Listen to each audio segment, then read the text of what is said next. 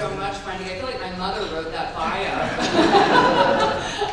Thank you all so much for having me here. You know, it really is a pleasure. Aside from the red eye that I had to take from California to get here with you, it's been such a pleasure to do 2 back-to-back World Affairs Council events, because I'm going to just reiterate quickly what Wendy said. I think this group is so important right now.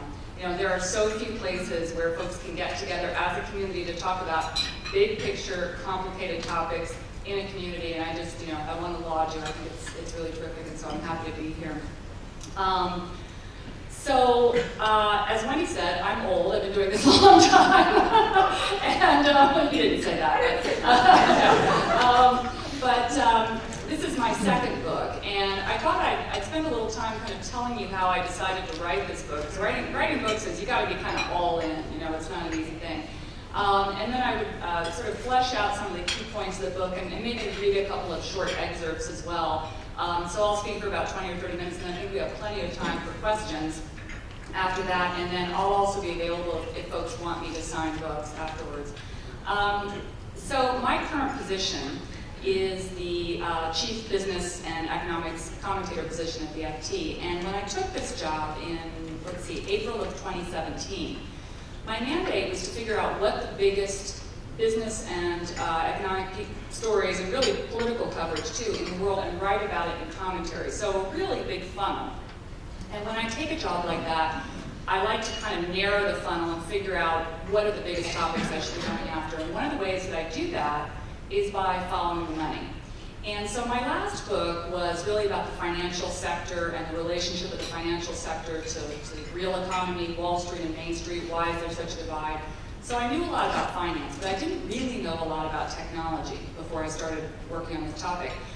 But one of the first numbers I found when I started really following the money and seeing where wealth had gone in the last 10 years since the financial crisis was a number from the McKinsey Global Institute. And they calculated that about 80% of all corporate value in the US was living in just 10% of companies. And those are the companies that have the most personal data about all of us and the most intellectual property. And the biggest of those are the FANG companies: Facebook, Amazon, Apple, Netflix, Google. So the big tech companies. So that was a really startling number to me. I mean, 80% of value in 10% of companies is monopoly power by really any definition.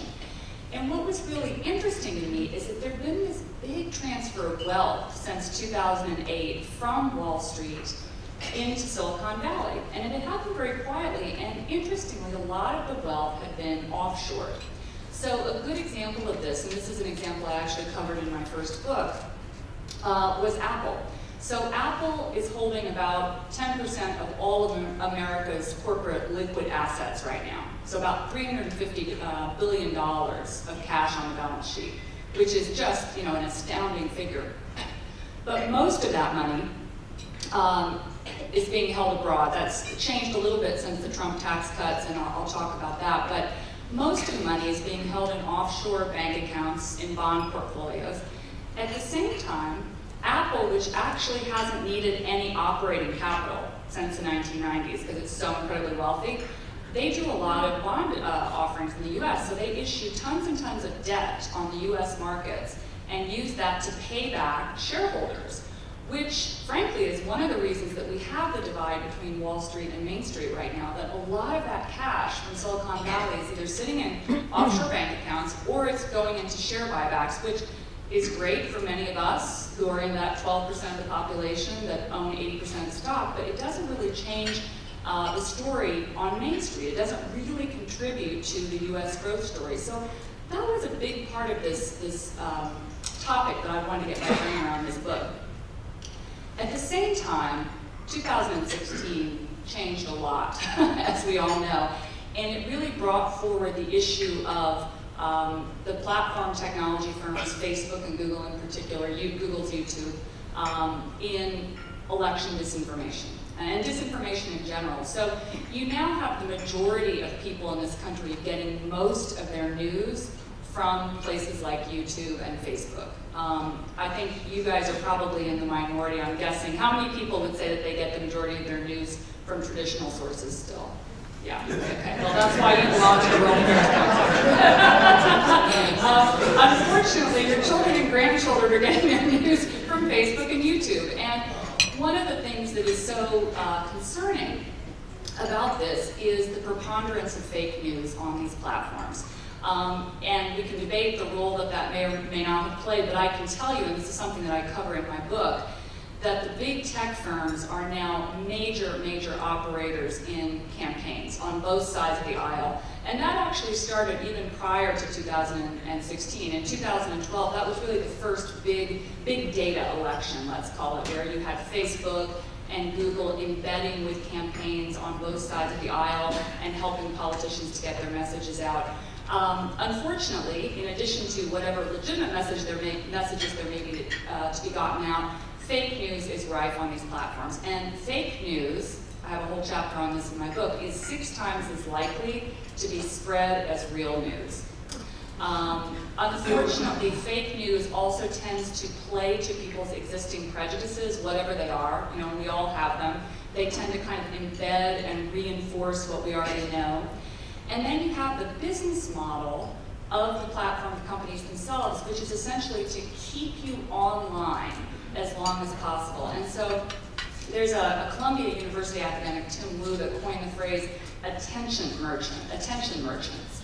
And that's essentially what Facebook and Google in particular, and increasingly Amazon and Apple to a certain extent, are. They are companies that want to keep you online so that they can track what you are doing, where you're going, what you're buying, and then collate that information and sell it back to advertisers who can then target you down to the individual level.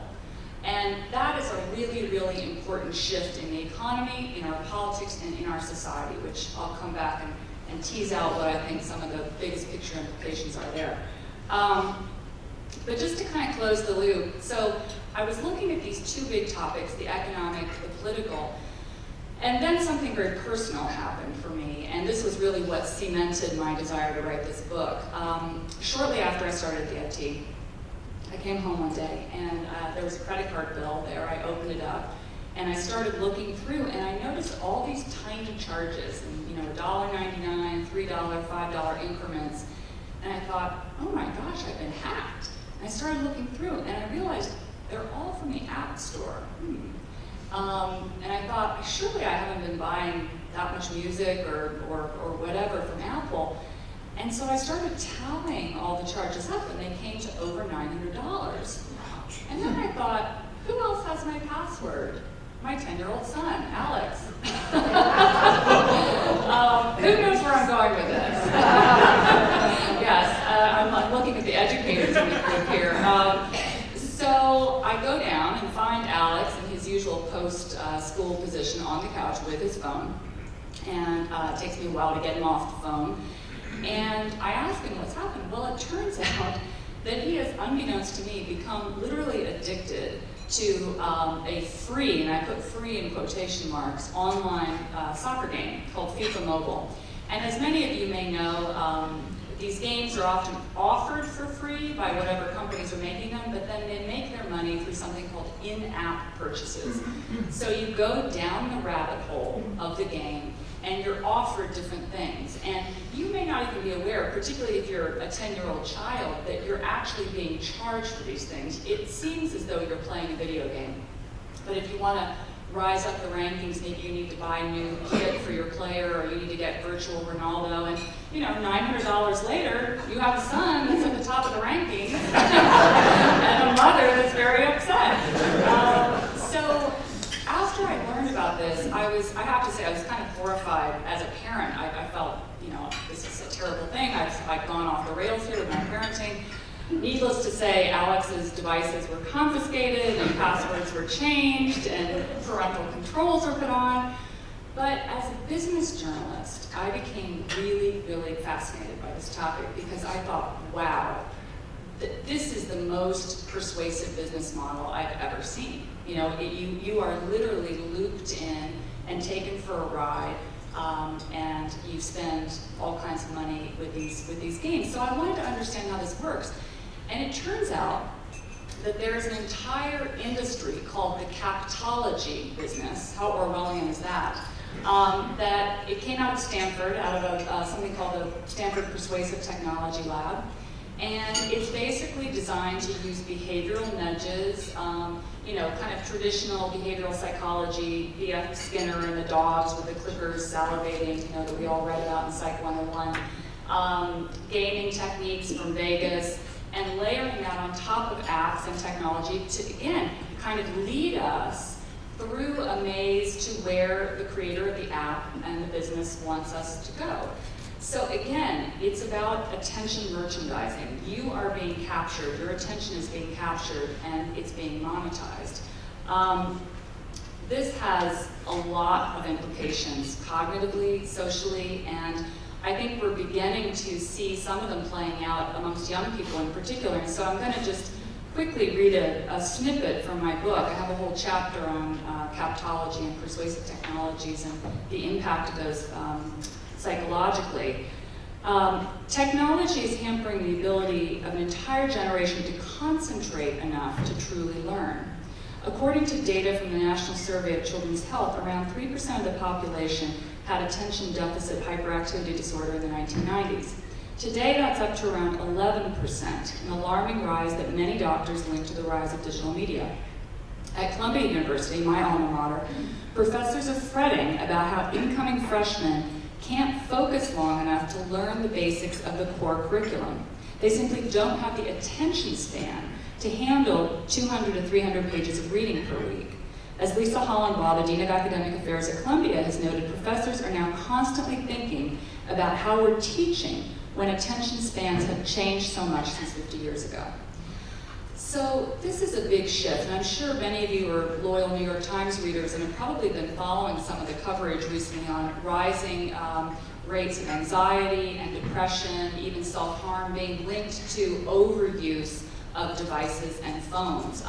It's very difficult to prove causality in these studies, and the research is pretty nascent, but you can see a pretty sharp rise in some of these troubling behaviors since about 2011, 2012, which is when cell phone and smartphone usage really became ubiquitous amongst the younger generation. So that is a big thing, I think, that we need to be grappling with. So let me now go to something that I try to cover in my book, which is how we got here.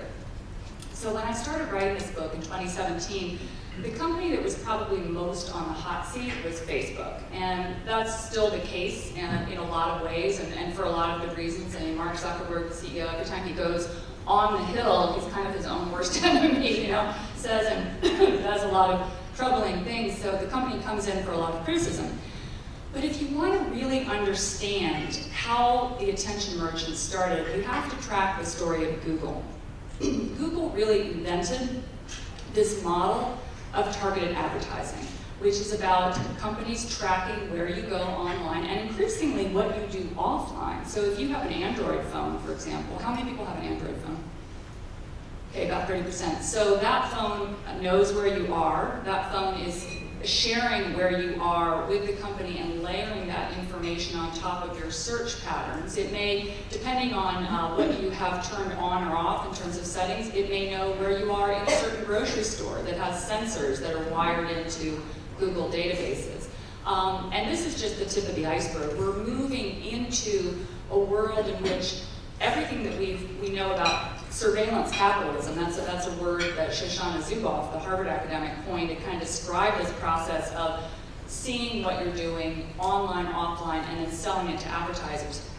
That is about to explode because what we have all seen in the last 20 years, just in the consumer internet, so shopping for stuff on Amazon, using convenience apps, Uber, that's about to come into the Internet of Things and into a whole host of other industries. Healthcare, finance. You may have seen Google, Amazon, Apple starting to get into these areas, partnering up with banks. So now, these companies will be able to develop a profile of you that includes not only your shopping behaviors, but potentially, if you're wearing any kind of a Fitbit type tracking device, your health data, If you're partnering with a financial firm that uses Google as a partner, your financial data, that is going to not only mean just incredible new invasions into personal privacy, which I find alarming. Some people don't, but I do. But also, it's going to change a lot of fundamental business models. So let me give you, actually, I'm going to give you an example of that. But first, I want to go back to Google. In 1998, when Sergey Brin and Larry Page, who actually, funny enough, just stepped down yesterday from the company, when they first invented the idea of a search engine, they wrote a paper about what that search engine would look like, how it would work, and how you might make money off of it. And so if you read to the end of that paper on page 33, 34, there's a section called Advertising and Its Discontents.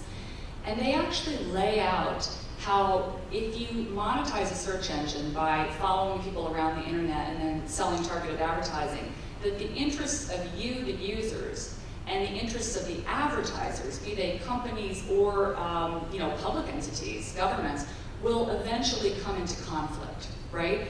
And so they actually advised that that should not be the business model. They didn't want to do targeted advertising in the beginning.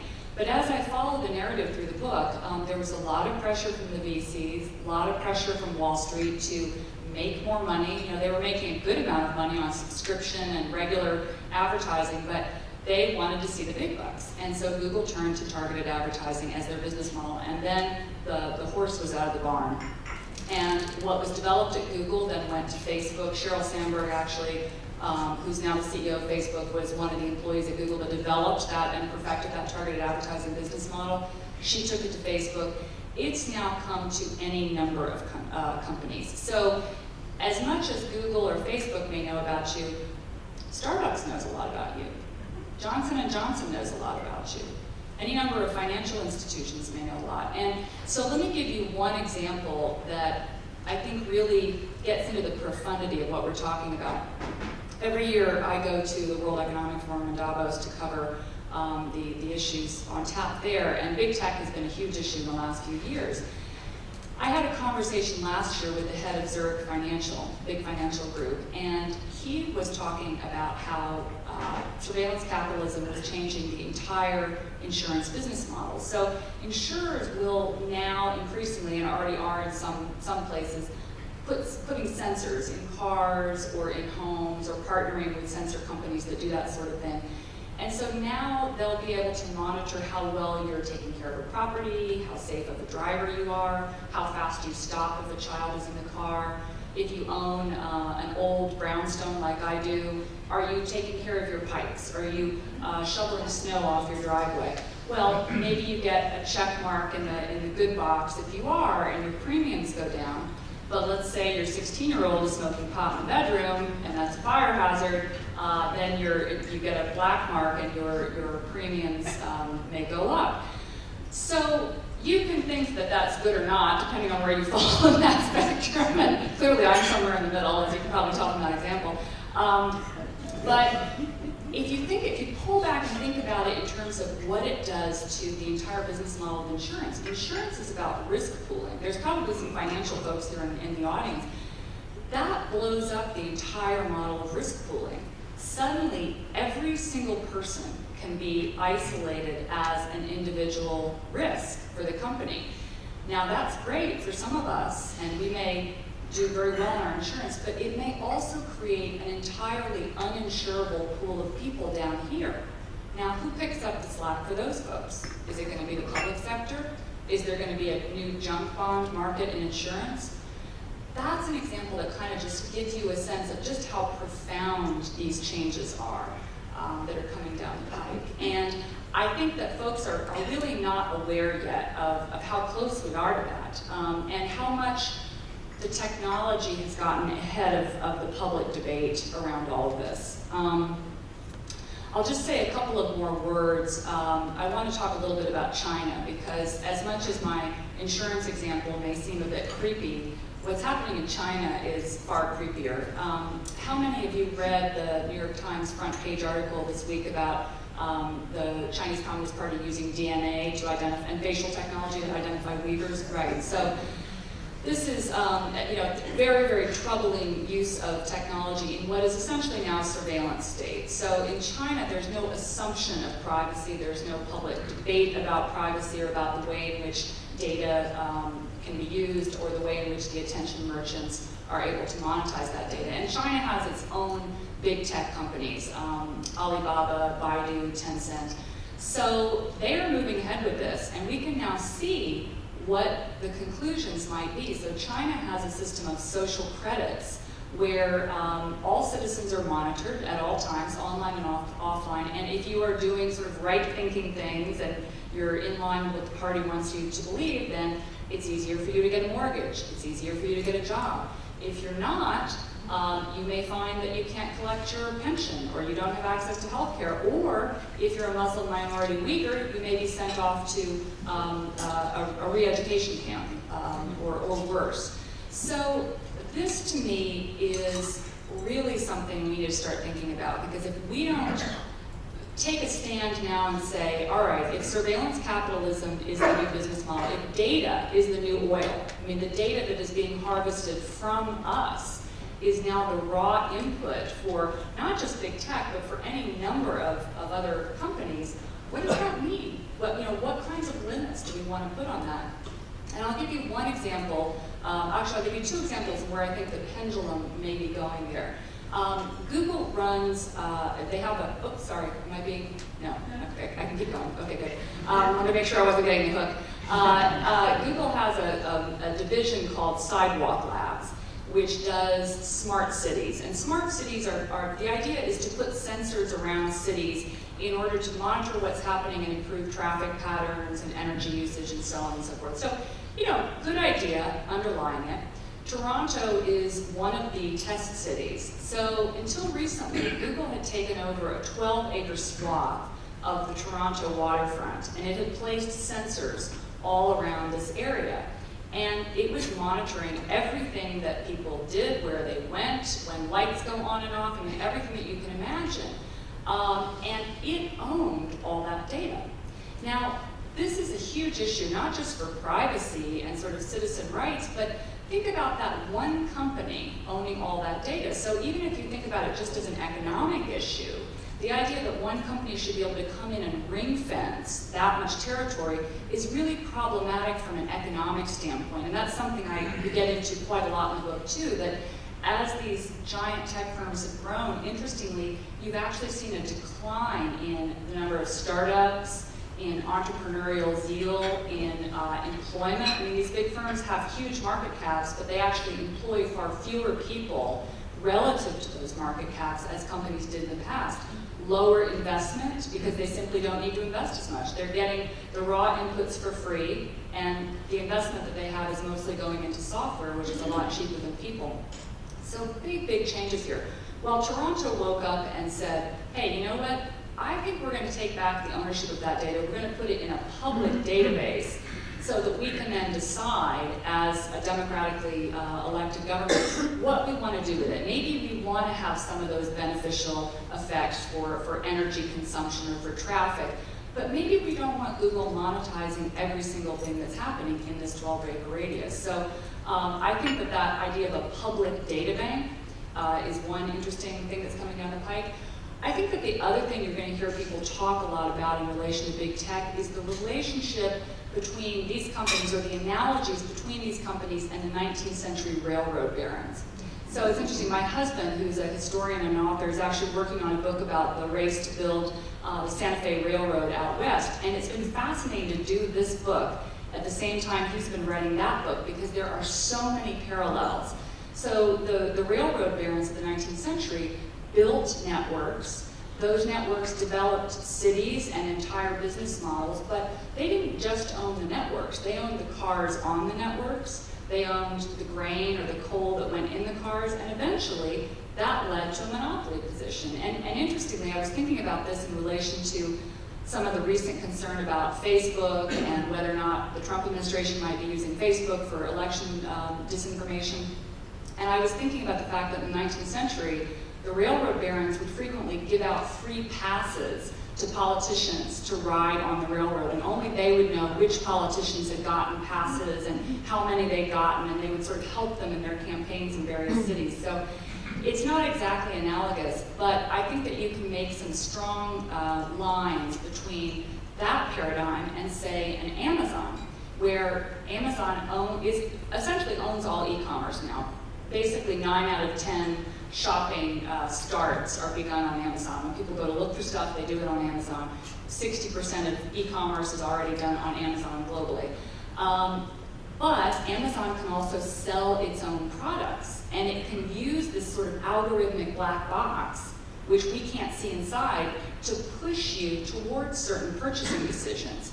And that is put on steroids as well by the use of voice assistants, because voice, even more than, say, typing in a search text, typing a search request by text, when you say, Alexa, tell me where to get the best Christmas ornaments, and Alexa takes you to the company or the product that gives Jeff Bezos the highest profit margin, that's clearly anti-competitive. And there are laws in place for that, but they're not being enforced right now. So I think you're going to hear a lot more about this, and I hope we're at the beginning of a period where we can start connecting the dots economically, politically, and socially around this topic. So maybe I'll stop there, and I think we have plenty of time at this point for questions. And do we have mics for people? Yes, we've got two. So awesome. Okay, over here. Let's start.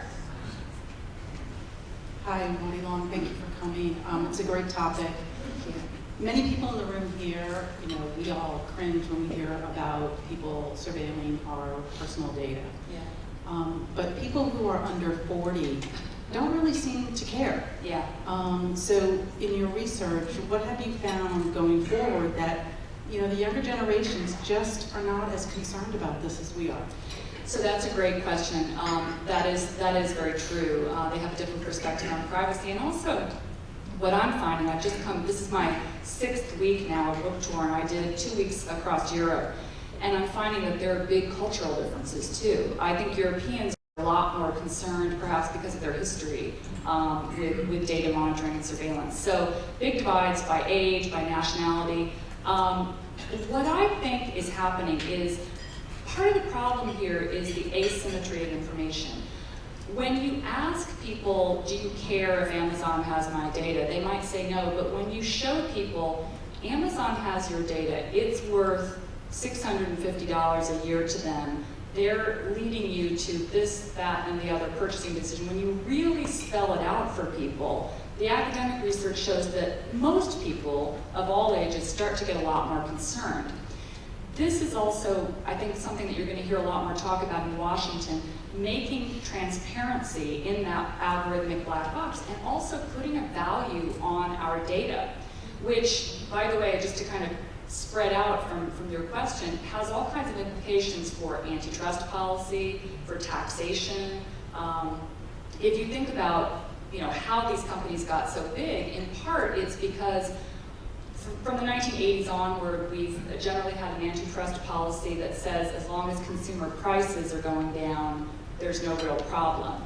But we don't really have a clear sense now about what pricing is, because we're not paying in dollars, we're paying in data. So in some ways, that system of barter negates the whole way we're thinking about how big and powerful these companies are. So I think as we begin to understand how much value that data has, as regulators begin to demand that the companies give back some of that value, so there California's really leading, some of you may have been following that they've passed actually a digital dividend tax. So if data is the new oil, the idea is that the companies should have to give back some of that value into the public sector in some form. There's even talk about a digital sovereign wealth fund.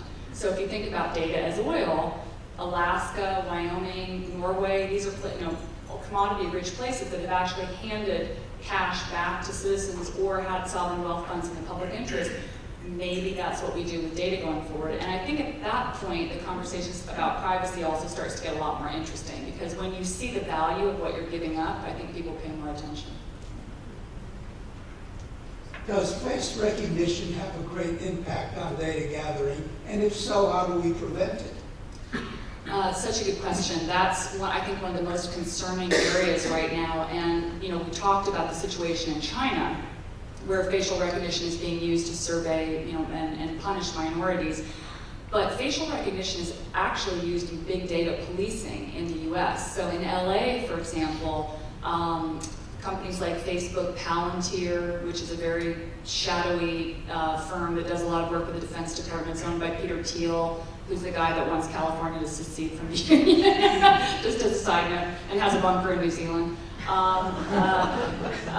Great piece, by the way, in the New Yorker by Evan Osnos about all that. Google it if you want to read. They are using facial recognition technology and layering it with Facebook data, with information from the public sector gathered by Palantir. And so what you have now is, I think, a real civil liberties question where people that have no criminal record may end up under surveillance simply because of those data patterns. So something that started, big data policing actually started as an idea during the Obama administration to try and get rid of racism in policing and in criminal justice, and it turns out that it's actually creating new problems. So ACLU is very much on this and is trying to get rid of facial recognition technology in the public sector. Thank you. Thank you, very informative. The insurance company with the sensors in the house and the car, were your examples real time or future projection? Being rolled out, Zurich had actually just purchased a Hong Kong-based data analysis firm and was moving ahead with doing the sensor work. There are other countries, particularly in Asia, where this is already happening. Also, it's interesting, the auto industry is starting to put a lot of sensors in cars. The auto business may provide a kind of an interesting counterpoint about how to collect data, but also think about privacy differently. So the auto industry is in danger of being really disintermediated by Google in particular, but some of the other big companies that are into autonomous vehicles. Because once you move to autonomous vehicles, the brand of a car matters much less.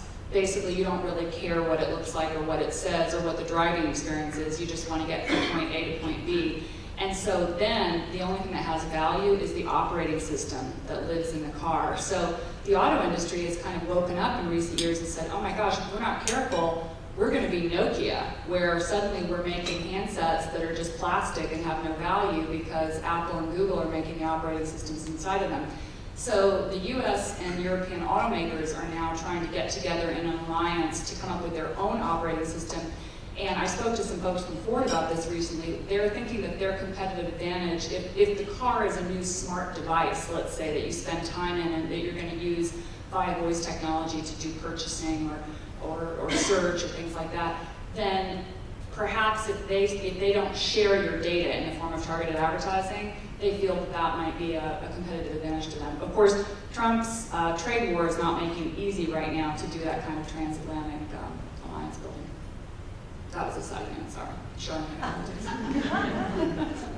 Following up with your comment about the Toronto experience and the disincentives for small businesses and startups, I have a similar question regarding the disincentives and inhibitors to civic action, civic involvement.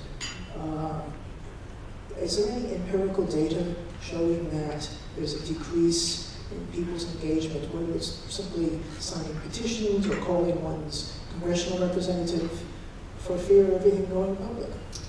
You know, that's a great question. I don't know the answer to that. I'm trying to think about anything I touch on in the book that relates to that topic. I really couldn't say. What we do know is that rising social media usage tends to correlate with a decline in trust in liberal democracy. And that's because of the fake news problem. How that collates to community action, I don't know. Hi, thank you very much. What role do VPNs, virtually private networks, play now in being able to mitigate that targeting advertising? And or is that also leading to the ability to do more collection than what you normally want to do? It can go both ways. You know, these are often used mostly in companies, and they can be a good way to filter, but they can also be a good way for other industries or companies to own that data, as you say. Some people have asked me too, well, what can I do? I mean, how easy is it to just stop the collection or to go cold turkey? Very, very difficult. There is actually a source and a friend of mine, a guy named Roger McNamee, who has his own book about tech. Many of you may have heard it, called Zucked.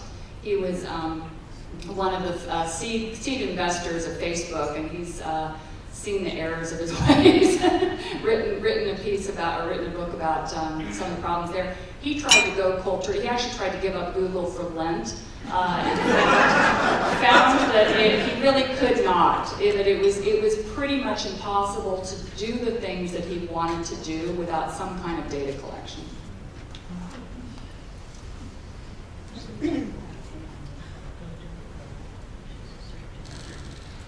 Listening to your remarks, I am increasingly concerned about what I perceive to be the inverse relationship between the increasing complexity of the FANG group and the increasing ignorance that's obvious from our regulatory and/or political establishment on these issues.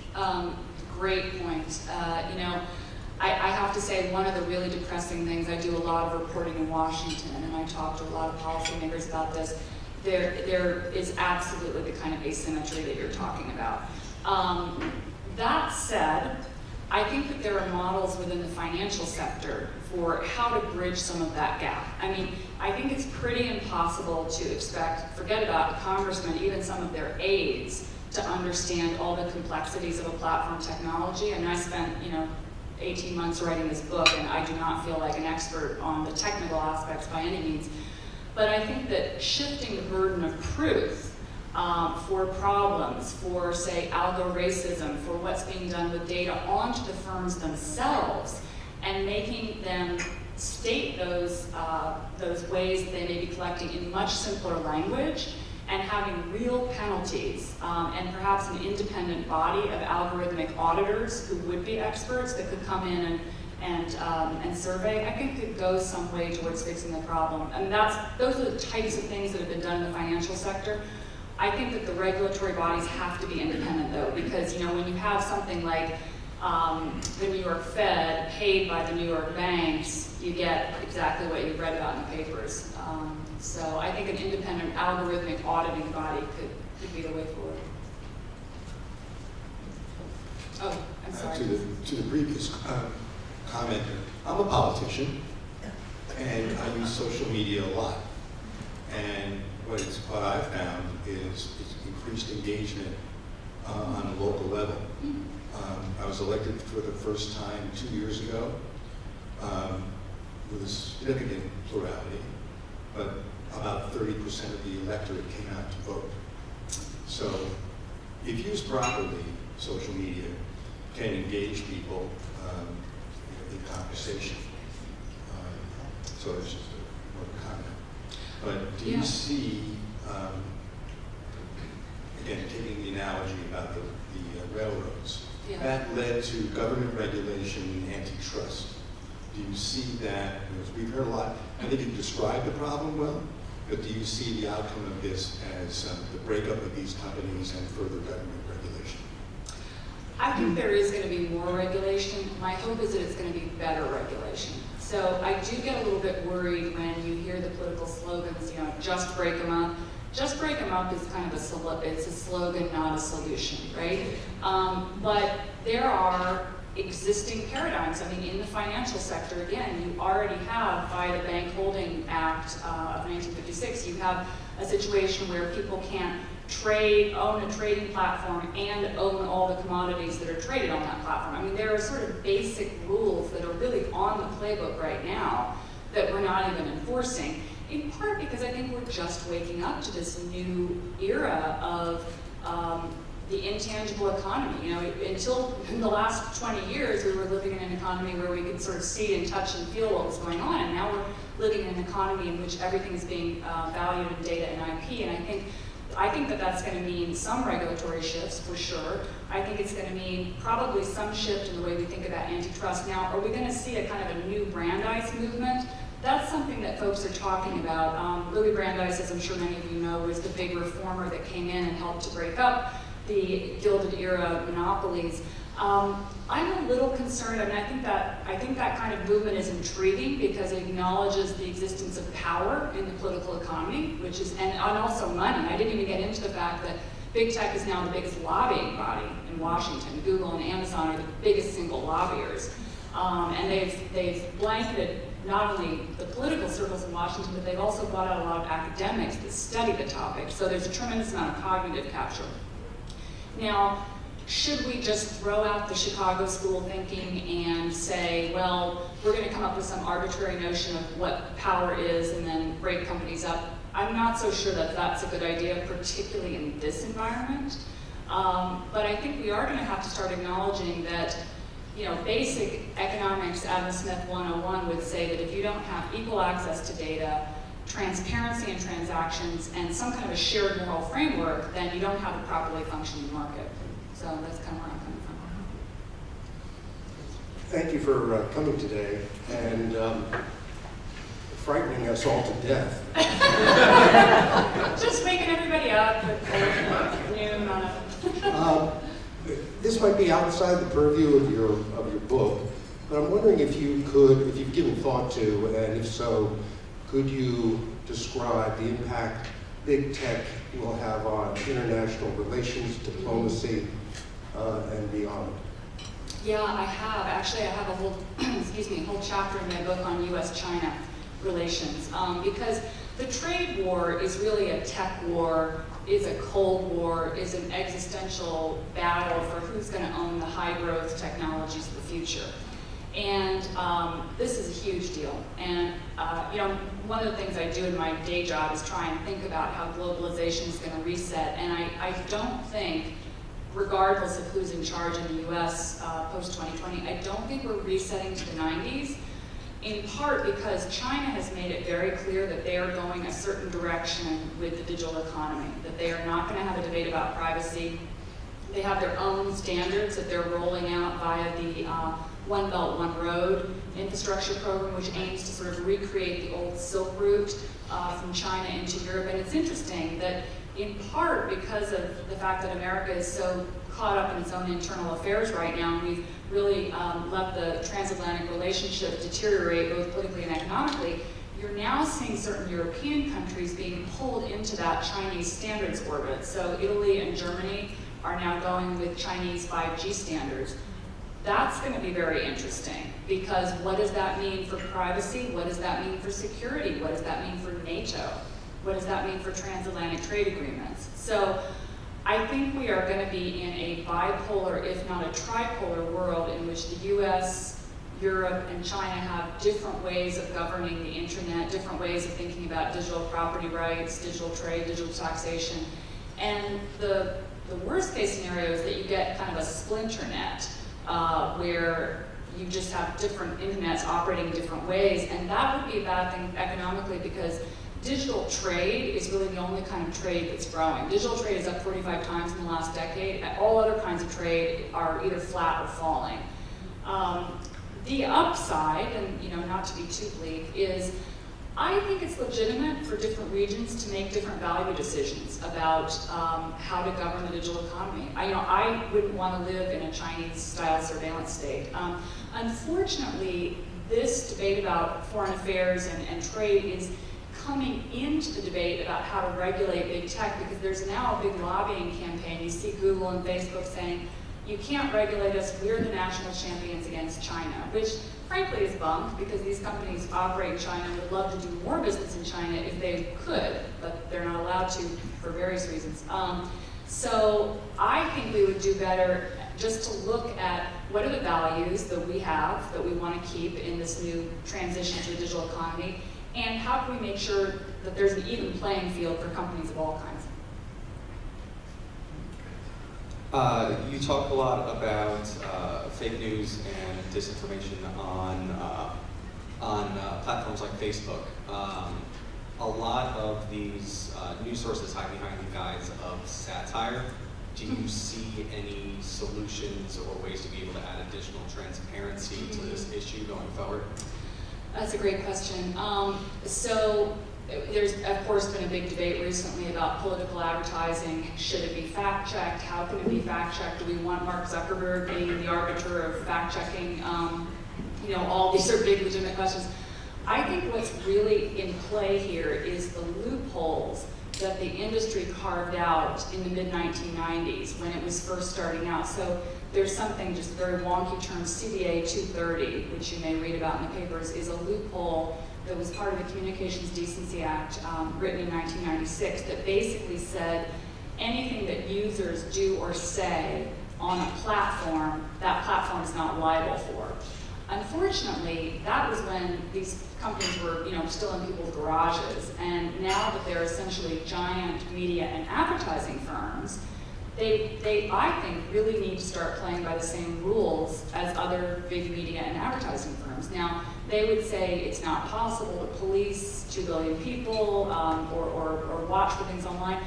But frankly, they've had really good luck using AI and human agents to look for things like pornography. There have been carve-outs in 230 for things like child sex trafficking, so they have to now be liable for criminal offenses in that area if they know that there is activity going on. So I think you're going to see folks continue to chip away at 230, and you may even see that loophole going away. You have time for one more question? Who's the lucky person back there?